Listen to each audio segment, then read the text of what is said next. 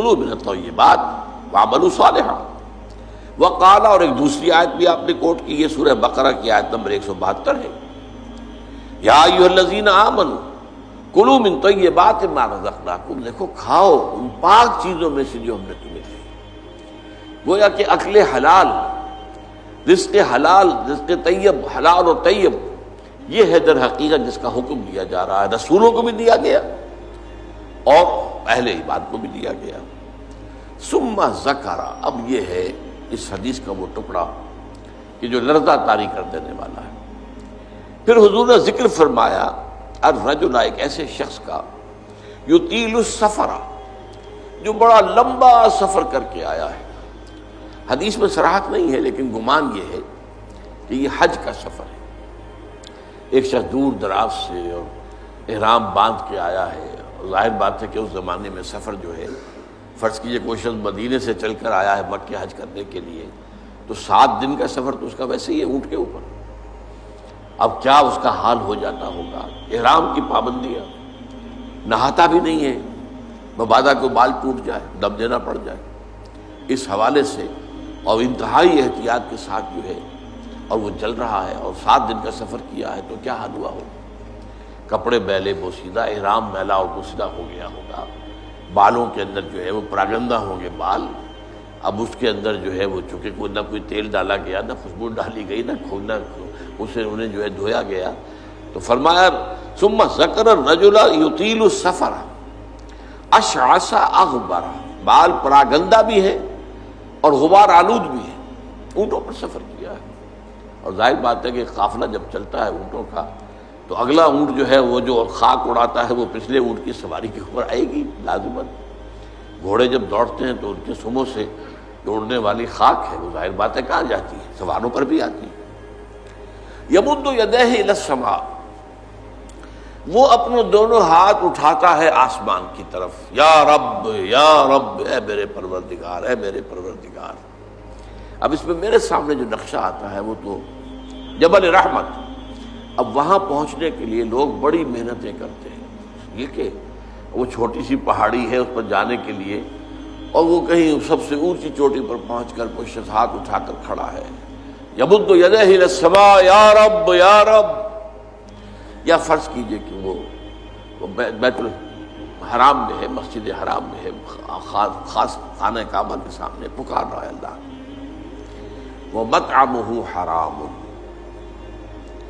حال یہ ہے کہ جو اس کا کھایا ہوا ہے پیٹ میں وہ حرام ہے، وَمَشْرَبُهُ حَرَامٌ، اور جو اس کا پیا ہوا ہے وہ بھی حرام ہے، وَمَلْبَسُهُ حَرَامٌ، اور جو اس کا لباس ہے احرام، بہت قیمتی تولیوں کا وہ جو احرام ہے وہ بھی حرام کی کمائی سے آیا۔ وَغُذِيَ بِالْحَرَامِ، یہ سب سے آخری ٹکڑا سب سے اہم ہے، حرام کے ذریعے ہی غذا پائی ہے اس نے، اس کا تن و توش جو بنا ہوا ہے وہ حرام کی غذا سے بنا ہوا ہے۔ فَأَنَّىٰ يُسْتَجَابُ لِذَٰلِكَ، تو اس شخص کی دعا کیسے قبول ہے؟ قبولیت دعا کے اندر سب سے بڑی رکاوٹ عقل حرام، آپ دعا کرتے رہے اللہ سنے گا ہی نہیں۔ اَنَّىٰ يُسْتَجَابُ لِذَٰلِكَ، کہاں سے، کیسے، قبول کیسے ہو؟ وہ تو تم خود اپنی اس دعا کے راستے میں سب سے بڑی رکاوٹ ہو۔ تم اپنی آمدنی کا جائزہ لو، غور کرو، اس میں کمائی کے اندر کوئی حرام تو شامل نہیں ہے، کوئی ناجائز طریقہ تو شامل نہیں ہے، کوئی براہ راست سود کا عنصر تو نہیں ہے، بالواسطہ سود جو ہے وہ تو نہ میں بچا ہوا ہوں نہ آپ بچے ہوئے، پورا ہمارا معاشی نظام جو ہے وہ سود پر مبنی ہے۔ ایک گندم کا دانہ بھی ہم کھاتے ہیں تو اس میں سود ہے، اس کے لیے بیج خریدا گیا سودی قرضے پر، اس کے لیے فرٹیلائزرز خریدے گئے سودی قرضے پر، اس کے لیے پیسٹی سائڈز خریدے گئے سودی قرضے پر، ٹریکٹر خریدا گیا سودی قرضے پر، تو ایک ایک دانے میں سود ہے۔ وہ سود تو میرے اندر جا ہی رہا ہے، اس کے بغیر تو چارہ نہیں ہے۔ یا ہوا میں، جیسے کہ حضور نے فرمایا صلی اللہ علیہ وسلم کہ ایک زمانہ آئے گا کہ چاہے کوئی شخص سود کھائے گا نہیں، لیکن سود کا غبار یا دھواں، غبار یا دخان کا لفظ ہے دھواں، اس کے اندر ضرور جائے گا۔ فرض کیجئے کہ فضا کے اندر ڈسٹ سسپینشن ہو گئی ہے، گردہ ہے، اب ظاہر بات ہے سانس تو آپ کو لینا ہے، سانس تو لینا چھوڑ نہیں سکتے، آپ مر جائیں گے، کیسے ہوگا؟ سانس کے ساتھ غبار لازم بن جائے گا، اندر پھیپھڑوں میں جائے گا، کوئی آپ کو روکنے کا کوئی ذریعہ آپ کے پاس نہیں ہے۔ یا کہیں جو ہے جو دھواں بھر گیا ہے، فرض کی جیسے آگ لگتی ہے بڑی اونچے ہوٹلوں کے اندر، 14ویں منزل کے اوپر جو ہے آگ لگی ہے، کمروں کے اندر دھواں بھر گیا، کہاں جائے لوگ؟ 14ویں منزل سے چھلانگ لگائیں تو ویسے ختم، ہڈیاں جو ہے اس کا چورا ہو جائے گا۔ بہرحال جو بھی شکل جو بیتتی ہے، تو سانس تو لینے پر مجبور ہے، جب تک بھی سانس آئے تو دھواں اندر جائے گا۔ یہ دور وہ ہے کہ جس کی فضا میں سود موجود ہے، اور وہ فضا کے اندر جو سود ہے وہ ہم سانس لے رہے ہیں تو ہمارے اندر جا رہا ہے۔ اس پہلو سے بالواسطہ انڈائریکٹ سود سے تو آج کوئی بھی بچا ہوا نہیں، البتہ ڈائریکٹ سود جو ہے وہ تو ظاہر بات ہے کہ آپ کی مرضی سے ہے۔